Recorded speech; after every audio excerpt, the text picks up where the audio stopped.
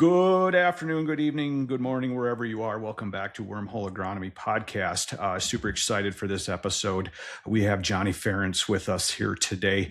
So, quick story before we jump in and let him run with some great info is I made the trek down to the Farm Weird event in Indiana at Jason Mock's place last summer and had the opportunity to meet Johnny face to face for the first time.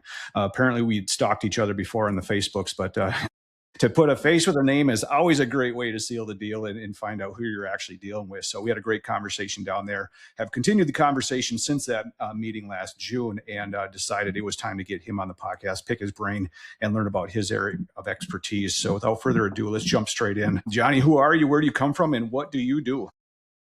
Yeah, so I'm Johnny Ference. I live in Ord, Nebraska. So if you take a dot right in the center of the state, that's where I'm from. It's where cattle country meets corn country. So if you go north of me, everybody's running cow calf pairs. You go south of me an hour. I mean, you're talking 1,000 to 3,000 acre farmers.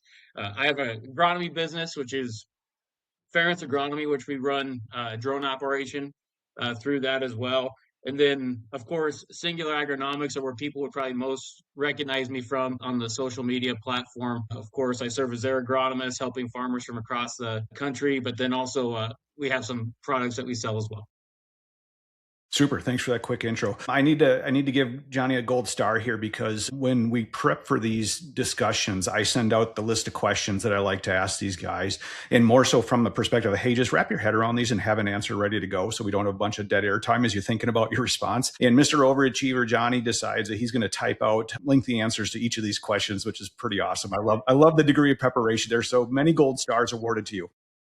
You know, there's some of them that go into length, and I think I even put in there this is going to be a soapbox, but just know this is still shorthand. The reason why I do that is because if you would have just asked me those questions, I would have just shot from the hip in my teaching background. All I needed was a couple points, and then I could drag it on for as long as you need me to. So I think the biggest thing is just be ready to cut me off is the biggest thing. So. Fair point. Well, sometimes some people would argue that shooting from the hip gives you the best answer. So who knows? Maybe spice in a little bit of that too. It'll be in there. Don't you worry. I just wanted to make sure I had something for you. Right on. Well, I love the preparation. That's fantastic. Let's jump in. Being in Nebraska, you're in the middle of irrigation country. You've got lots of firsthand experience with irrigation. Let's just start right here. What's the single most important insight you've learned about watering corn over your career? If there was a one single thing, definitely where I personally feel how corn hybrids are getting bred to is a lot of influence that we can do in that later part of its life. But with that being said, that source to sink relationship. So as we're moving, those final sugars, those final nutrients to that ear, well, they're taking it from the plant. So when it comes to irrigating, I mean, we can guarantee a rain. That root system is going to be shortening up because it's going to be translocating those nutrients, translocating to make those starches. So the thing I think about is how big's our glass? So, at R2, R3, I mean, we can have a 4 foot profile. Okay, I can utilize that. But by the time we get to that 4 R5-ish time frame, I can see that we're only pulling from the top foot. So it's more about when you're irrigating. We personally irrigate to a black layer, but then also looking at the amount of water that we're putting on. So, during the season, anybody's putting on anywhere between 7,500 to an inch and a half, just based on how their pivots operate. When we get to that end, I would rather see it cut in half and go over again, because if we get a hot end of August, we'll lose too much from evapotranspiration and we're actually pushing the water too far. So that's like the biggest thing that I see is watering until the end. Don't give that plant a reason to shut down. And then the other point I have is before rapid uptake, one thing that I try to do is make sure we're 3/4 of the way full in the top 3 foot. And the reason why for that is you still have room for Mother Nature, that if she gives you a rain, you're good. But on the same token, once those roots really start diving deep, pulling up a lot of nutrients or potassium, phosphorus, nitrogen, sulfur, there's water there, so it's able to absorb it quicker.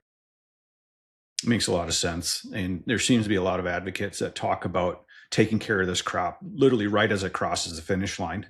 What do you have for thoughts on if guys are pushing nitrogen or sulfur or boron or whatever through the pivot? How late are you recommending feeding up to the finish line? Before this year, it was R3. Now, one thing or the reason why I'm changing is because what I've seen actually with our Southern Rust. And the reason why is we saw that getting Southern Rust at R3, it paid to still do a second fungicide app.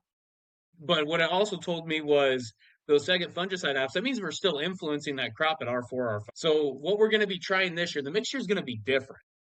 So we're not. I think nitrogen and sulfur. I would still argue R2 still my last pass, maybe R3. But I really want to see a potassium push.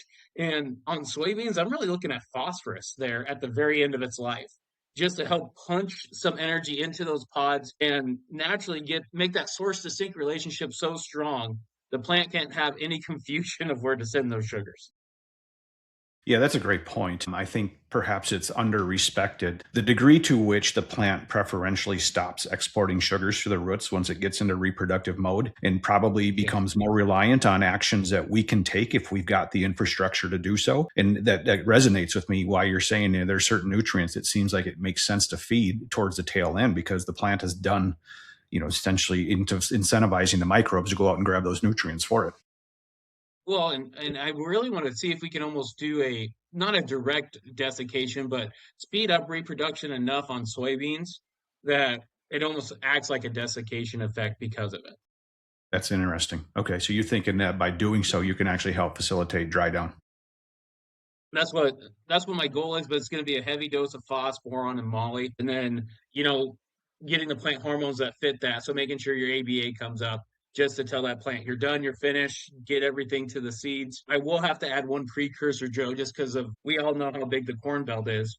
I think this is something that's more for your irrigators from Kansas north, or I should say Nebraska north. I think if you go south, you got more determinate soybeans, and then also too, that desiccation they almost need it. So this is something for those northern farmers to try because more times than not we're not desiccating yet, but we're going to get that same effect through nutrition.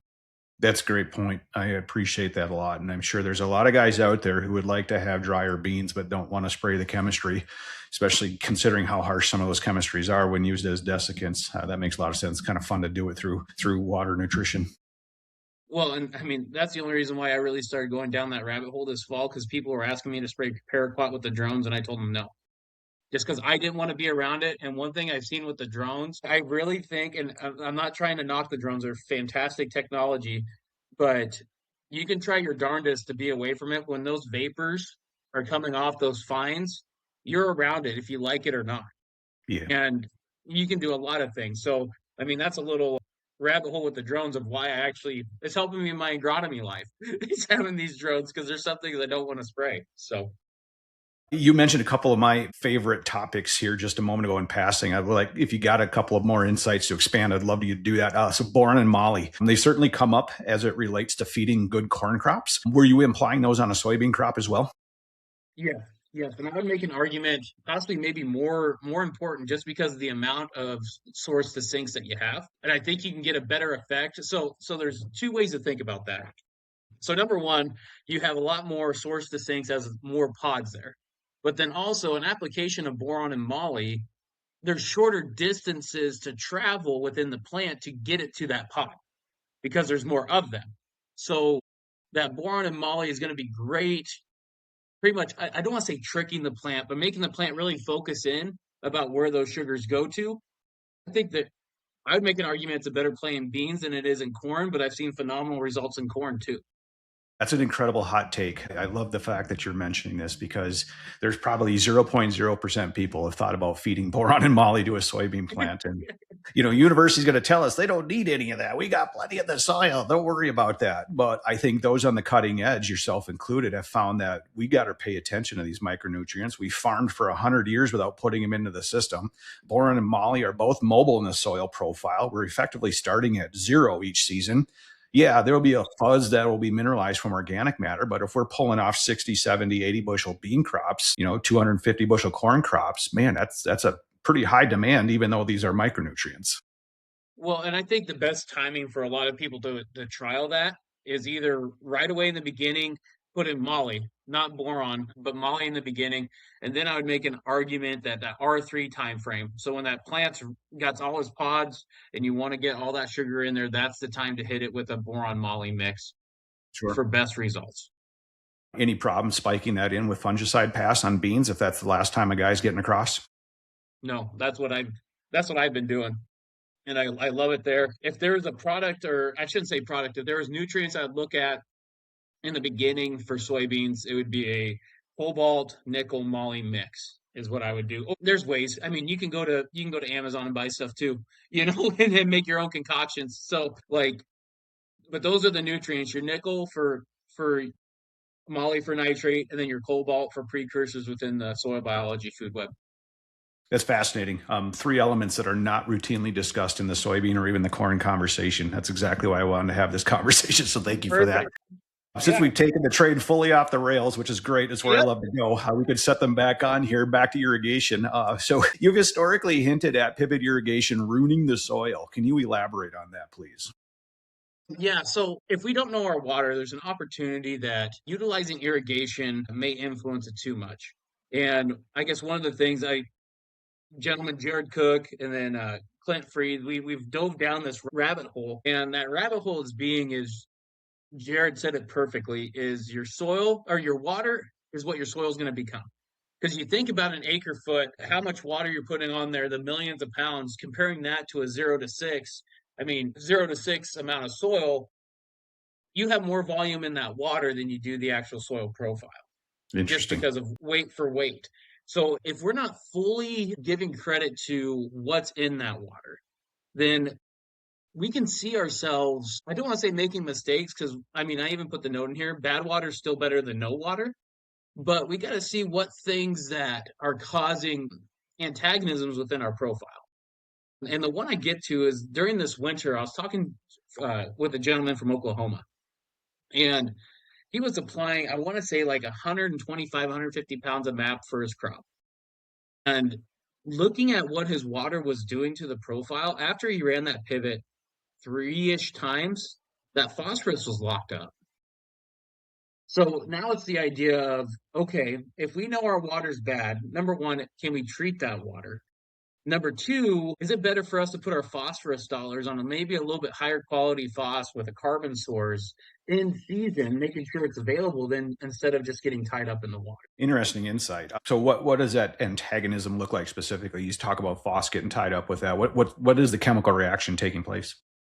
Yeah, so long story short, they had pure JIP water, is what it's called.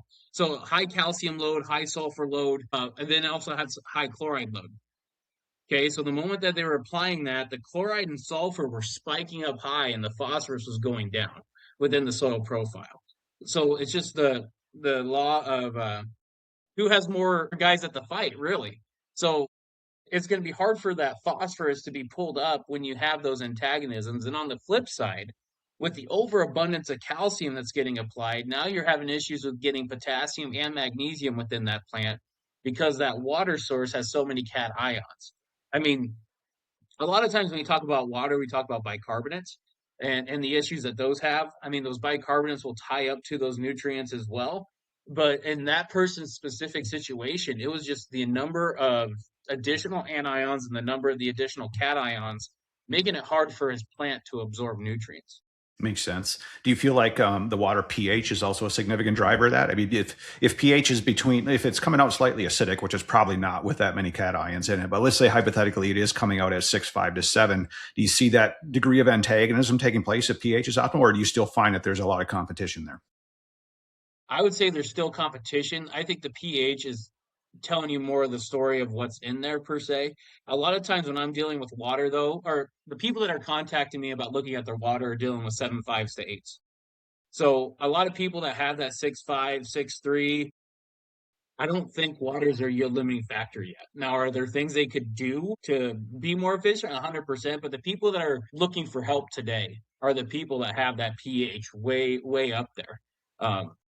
So I know a very common one is sodium. There's a lot of sodium water. That's what we deal with up in the Montana area.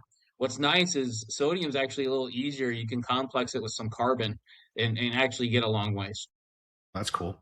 Well, how does one go about getting to know what's in their water? What does that process entail? What kind of lab measurements done? And then once you got that, what else are you learning? What else is in there? Well, if it's okay with you, the reason why I went down this rabbit hole was because of another company called Calibrated, and just because they were really digging into the water source. And what they do is they have a rapid soil test that them and New Age Labs in Michigan put together, and it's a paste extraction is what it is. So the people that have went down the soil rabbit hole, okay, it's a paste extraction. So it's just showing you exactly what the plant can see. It's actually a little bit weaker than a Haney test for the people that don't know. But that paste extraction, they do a paste extraction with quote unquote rainwater or non ionic water to see what would extract from that soil profile. Then what they do is they take your irrigation water and they put that in and do a paste extraction and they compare those numbers side by side. So you have if it was going to rain, and then you have your other side that you're using irrigation to kind of paint the picture of where those antagonisms are. So there's sometimes that maybe it's a benefit. I should rewind back and say, like here in central Nebraska, our thing's nitrate.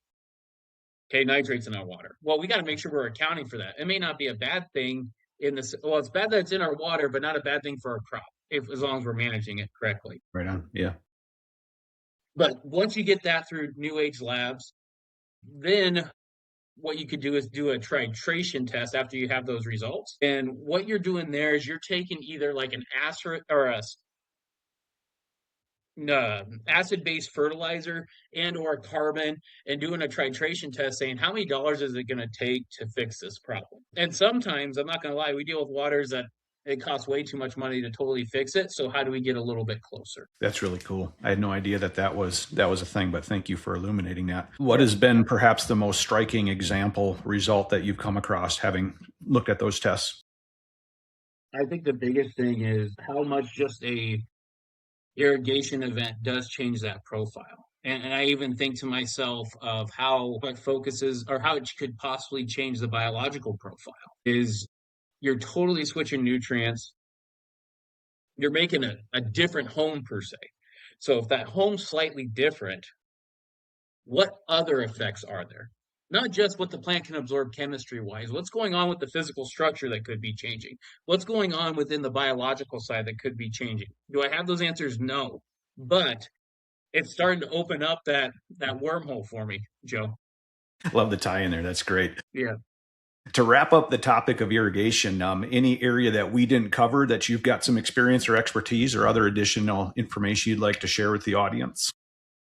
I would be the first to say, you could listen to this and say I'm cussing water, but at the end of the day, we're very blessed, and I just want people to know bad water is still better than no water.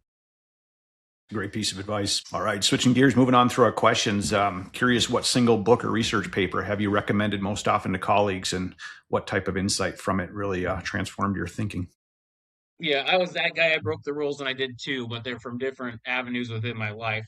That's all So right. number one for the agronomy side is farming or farm as an ecosystem by Jerry. You can find that on Acres USA. It's a great short read. I shouldn't say a short read, easy to read. And it takes all these different inputs within agriculture and tells you the whys you would do it so you can help decipher what's the best fit for my operation. And then on the business side, or the things that I've really looked into, 10-day MBA or mastering grain marketing. And the reason why is that's one of the things I kind of talked about earlier with Joe is like, I think one of my niches in the market is how much I analyze the business side as well for operations and helping them make sounder decisions. And I know later on we'll talk about more questions in my soapboxes, but just know that that's why I had both is the business side is very important to me too. That's great to know. Yeah, I appreciate those suggestions. Who would be the farmer or agronomist audience for the book that you first mentioned there? Sorry, I forgot the name already. A Who's farm as that? an ecosystem. Farm as an ecosystem. Thank you. So, who's the ideal reader for that type of book? Where are they at in their farming career or their soil health journey or all things?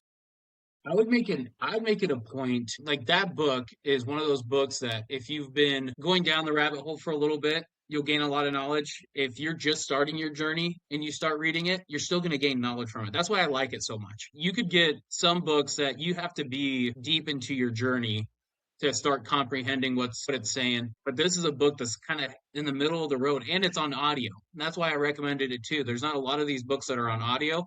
This is one of the books that's on audio to help you start your journey. Excellent. Makes it easy to read when you're driving a tractor. Yeah, I will say one precursor. There's one time that it goes through charts within the book, and it takes 7 or 8 minutes, and it's just reading charts. Skip through that, buy the book, and look at the chart. Dude, listen to that chart. It's a pain. Some things you do have to look at, right? Yes, yes. Yeah, that's great. Thanks for the suggestions. What low-cost tool or technique under $500 has had the biggest impact on improving your work, and how do you apply it? So I had a penetrometer and then just a regular soil probe. The penetrometer just it changes the game. It really And what does. it means, or what, and the reason why is it's a very simple tool, but it gives that visual to a farmer of, okay, I got to get something fixed here. Like I had a couple fields up north of me, 10 miles, and we got a 3 inch just pounding rain on this 3 CEC soil. And the top 2 inches, I mean, it took me 300 PSI to break through it. But the moment I broke through it, I would fall to my knees because I was pushing so hard. But it was the visual those farmers needed to see that is our issue. It's not because of the 20 pounds less nitrogen up front, the reason why that corn's yellow. It's because the corn cannot breathe. Right on. That tool costs $200. I mean, how many things in agriculture cost $200 anymore? A tool like that. That you're going to get that much use out of? Right on. Yeah. So, I mean, they even have tools now that you can do, or they have apps on your phone you can do grid sampling with a penetrometer, which I think is very interesting. But just using that tool to figure out what are those plant roots doing within your profile really helps tell a person, the big three, carbon, hydrogen, and oxygen. How well are those getting into the plant? Because if the PSI is above 250, it's not happening. Great point. That might be my favorite answer so far in the history of asking that question. I tend to agree with you. Indispensable tool. In fact, I've gotten to the point where, well, let me back up. So I own both the type that has the dial and the PSI reading on it, as well as a couple that don't have any type of dial on them. You're just pushing a penetrometer to the ground. I have become more of a fan of the type without a dial because the dial becomes a distraction. As you probably are well aware, having stabbed the ground, thousands or tens of thousands of times, this is a feeling that you just start to inherently begin to understand as you use pressure through your arms pushing down into the soil profile. No dial is going to replicate that because ultimately what you're establishing is a baseline for how that feels. And it is perhaps the most effective tool that I have when working with farmers out in the field. I hand them one of these probes. I take one myself. We both just start stabbing ground and all of a sudden light bulbs start to flash. Yep. Not uncommon that the most common area in this part of the world, we find resistance between 6 and 12 inches of depth. And like you say, once we punch through that lower compaction layer, there are times where you're going to find yourself dropping to your knees because it literally just falls through the soil profile. I think it's just an incredible experience and it's a great tool. Well, and one thing, and I have a video coming out on YouTube on it, is just using a shovel to do the exact same test. Mm-hmm. All you got to do is know the weight of yourself and how much strain that it's taking you to do that as well. Like you don't have to buy the tool, but gosh, that tool makes it so much simpler because you know where you're at. Yep, 100%. Great suggestion. Next question. If you could design a billboard message to reach every participant in crop production, what would it say? If you need it, do it. Timing is everything. Can you elaborate on that? Those are powerful words. Well, the first one, if you need it, do it. The backstory on that was I had a producer that we did a carbon bomb. So we did cover crops for a summer. We cut back on nitrogen. We applied lime. We did all these factors. Again, lighter CEC soils. But at the end of the day, if you would have just ripped it, that had a more yield increase than anything else there. So it's like the idea of if you're dealing with hardcore compaction, like I'm the first guy that I would rather do cover crops. I would rather try to fix it nutritionally. I'd rather do these things other than mechanical, but sometimes mechanical is the answer. So Mm-hmm. just do it and get it done. Spend the dollars and get it done because there's more ROI the faster that you just get it done. Then timing is everything's more within that nutritional realm. So if you do like a SAP analysis and you're noticing that you're going to have a potassium deficiency in 2 weeks, go out there and get it done, or go out there and at least do it on 10 acres. Prove to yourself that it's worthwhile. But if you sit there and wait, like everybody wants to cut nitrogen right now. Okay. And I understand it. I respect it. Okay. I want the same thing. I want those efficiencies. But the moment that we start getting lower and lower on that nitrogen, units of nitrogen per bushel of corn, that means our management has to go up if we want to have similar results. Like I have one grower, he wanted to do zero point 0.7 or zero point 0.7 to zero point 0.6, and he's never done it before. I was like, okay, that sounds good. He was 2.5 weeks late on a side dress, and that was the difference from being successful or not. It wasn't the pounds at end; it was the timing of that end, making sure it's available to that crop right at rapid uptake. These are great insights. Thank you for sharing that. Something you said caught my interest, so I'd like you to do a soapbox on Yeah. this. As someone who I met in the soil health world and someone who supports doing all the soil health things, you just said the best choice may have been to go and pull the ripper out there and just dig it up. How dare you? Are you saying Well, that we can use tillage? I mean, are you going to go that yeah, far and make that choice? yeah. Well, I'll get to the point of tillage is not bad as long as you keep following the principles of creating life in your soil. So with that being said, like if you're ripping, and the reason why we should have just ripped it is because he did that on 5 acres, and those 5 acres kicked my butt. Literally kicked my butt, and they're still kicking my butt. Okay.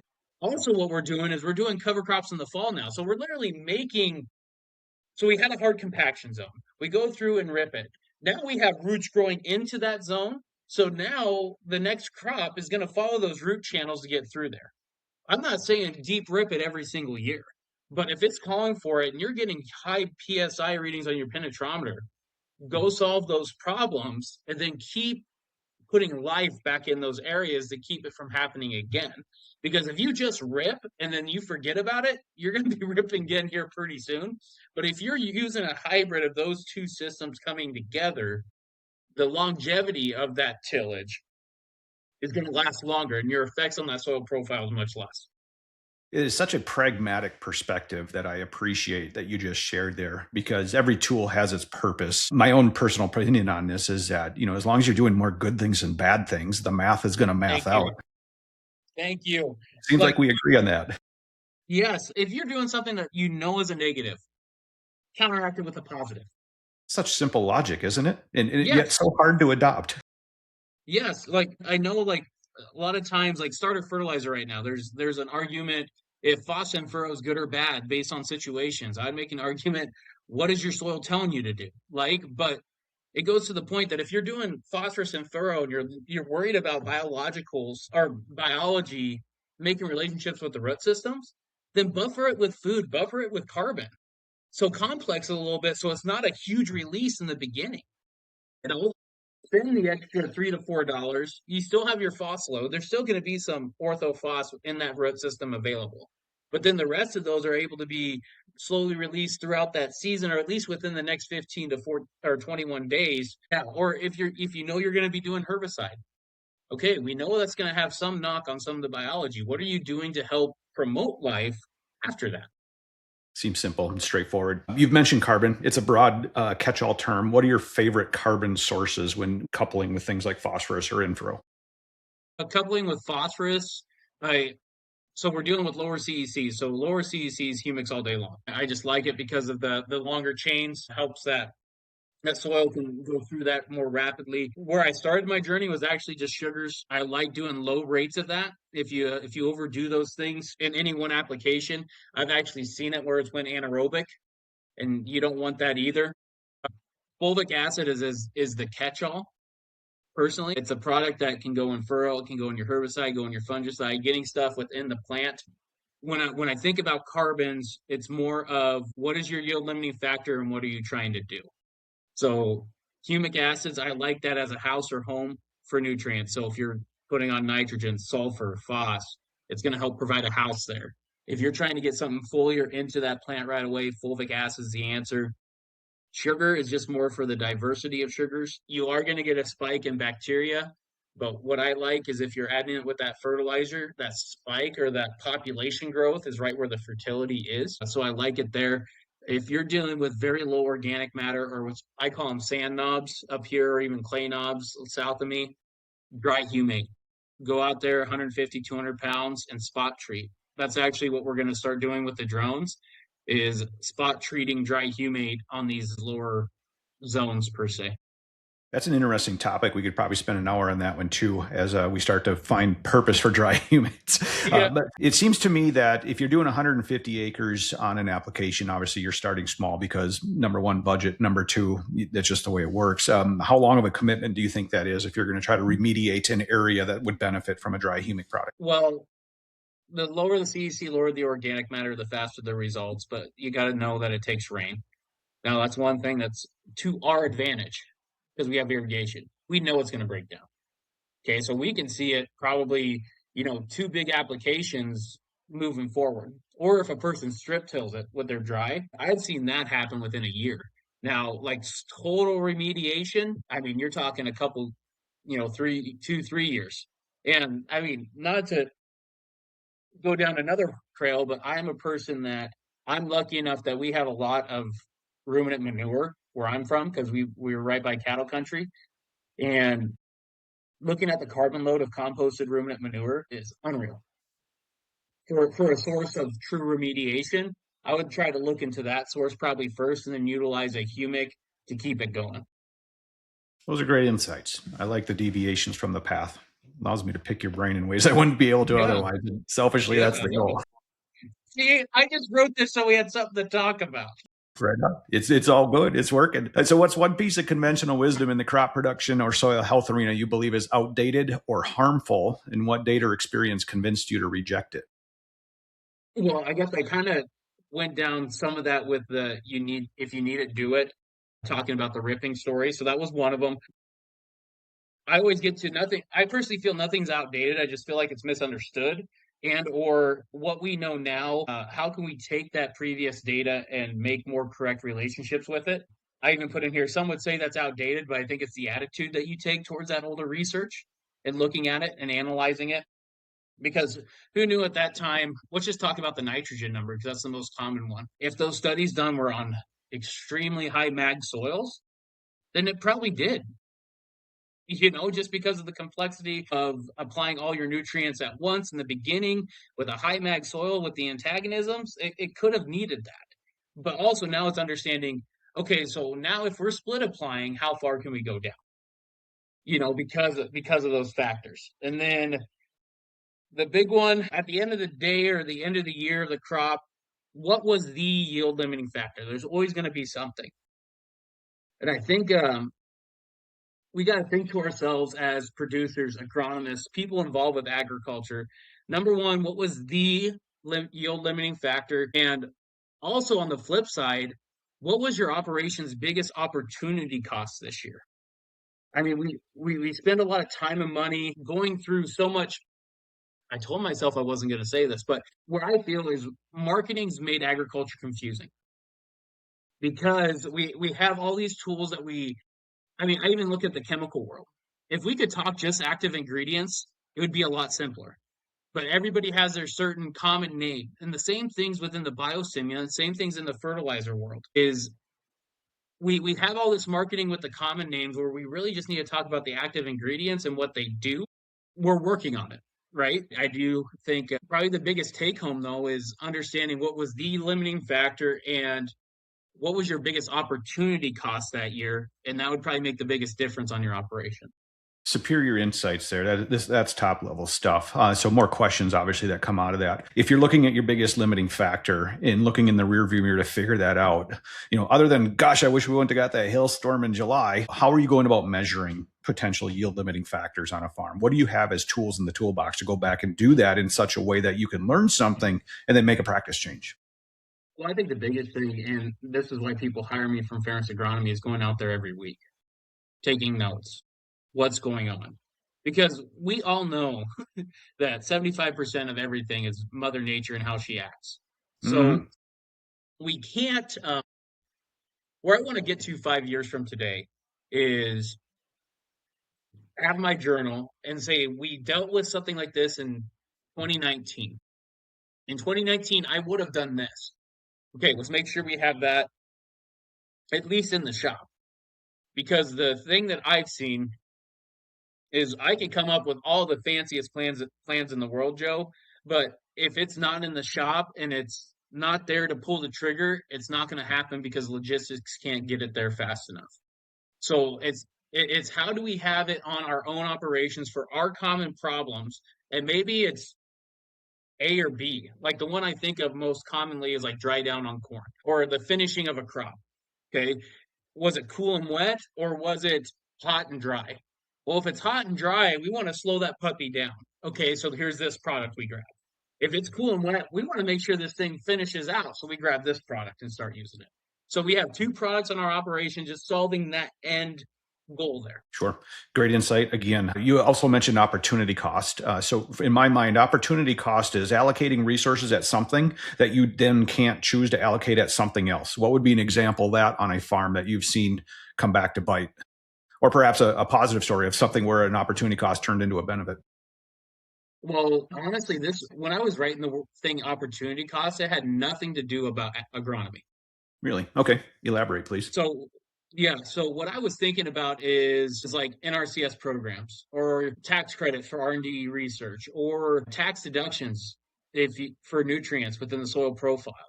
Those things, the opportunity cost of spending, let's say, 4 to 5 hours. So 4 to 5 hours that I'm not gonna lie, it's gonna not be fun.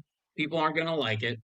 But on the backside, how much you could have gained from those 4 to 5 hours is a legit opportunity cost. I mean, you come to the Mr. Kennedy's regen pilot program.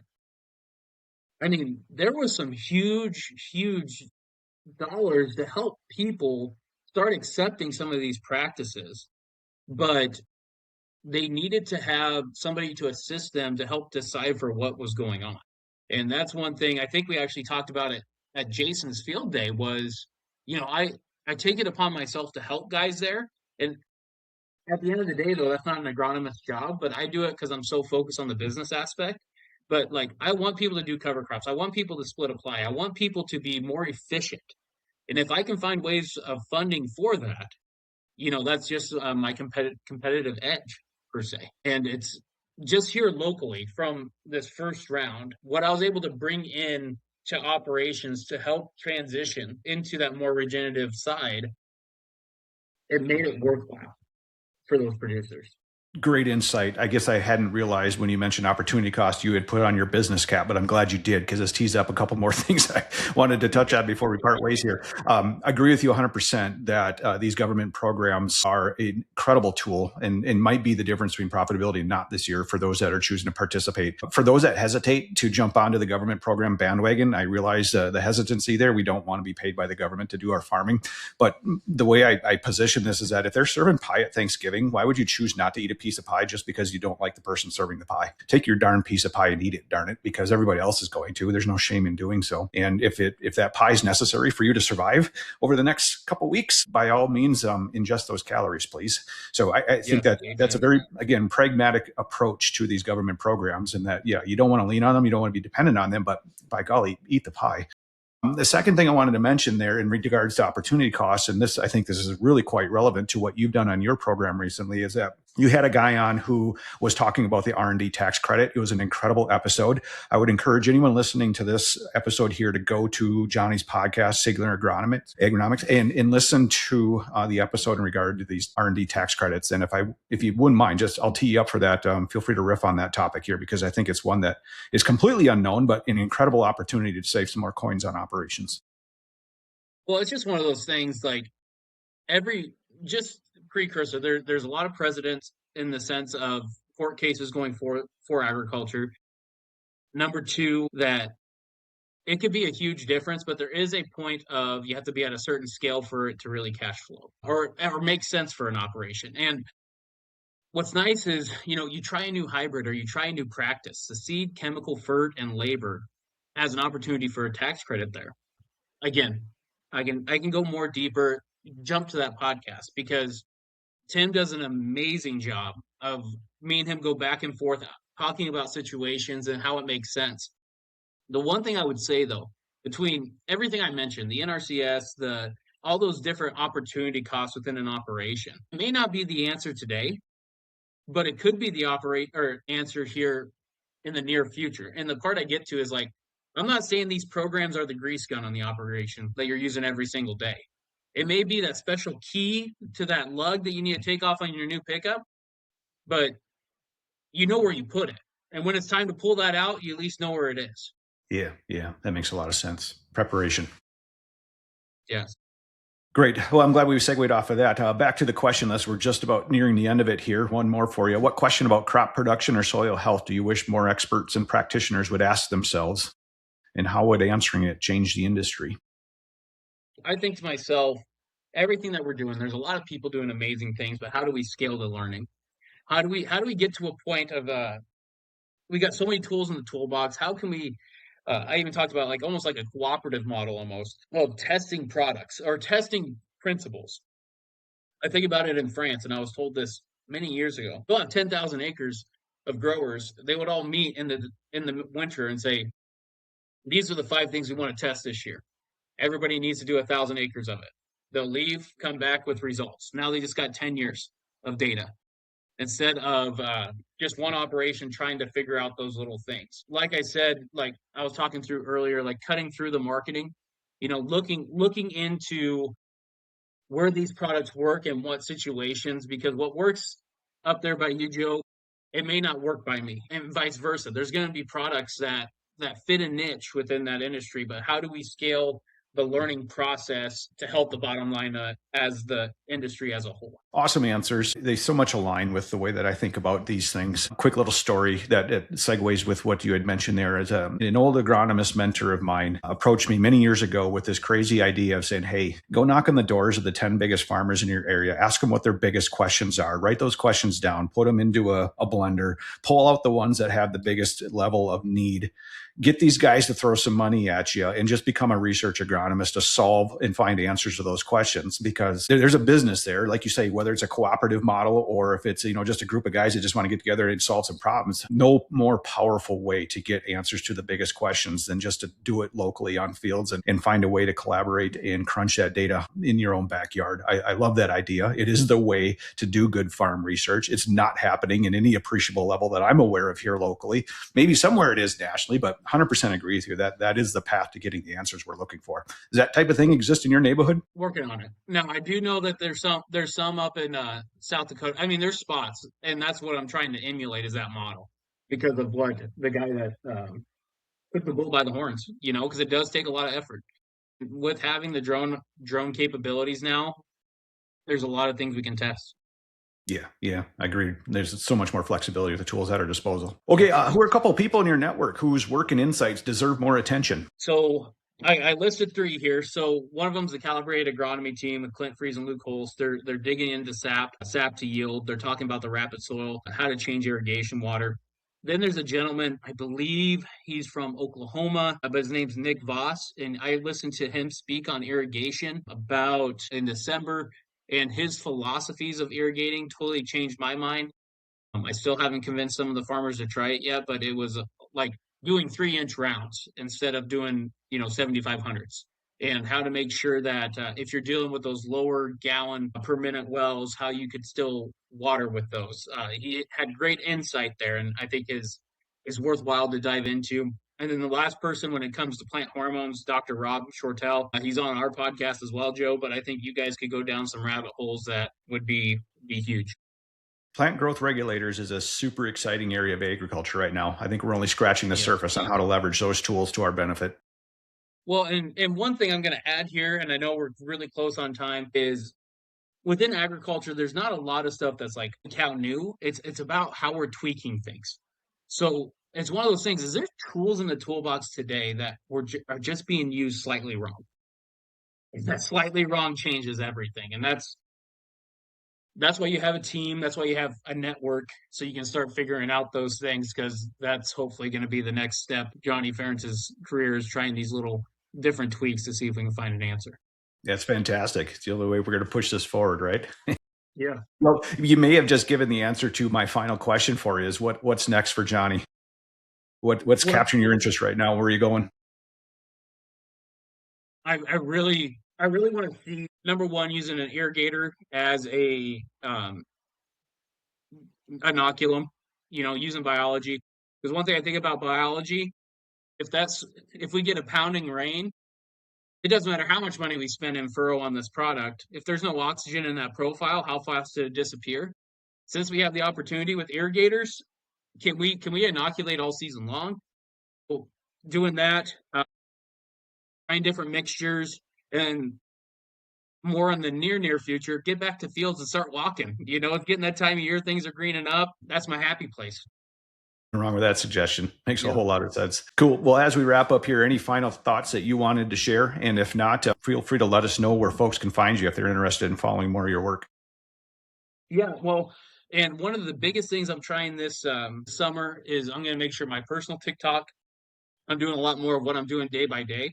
But Singular Agronomics, you can find me on all the platforms. Ference Agronomy, I don't think I have a Facebook page, but I do have a TikTok. It's Johnny Ference. It's me and my wife in the picture, and I believe Alfred, my son. But yeah, be following me there. I'm going to be doing a lot more in season work about what I'm doing, why I'm doing it, what I'm seeing. Um, yeah, I've enjoyed this so much. A lot of times I'm the interviewer, and it was really fun to be the interviewee this time. Let me share some of my thoughts. It's been a while. So, That's fantastic. Thank you so much for taking the time today. I appreciated everything you've shared here today, and probably look forward to having you back on again after another cycle goes around and we all acquire a little bit more knowledge. So thanks again, Johnny. Really appreciate it.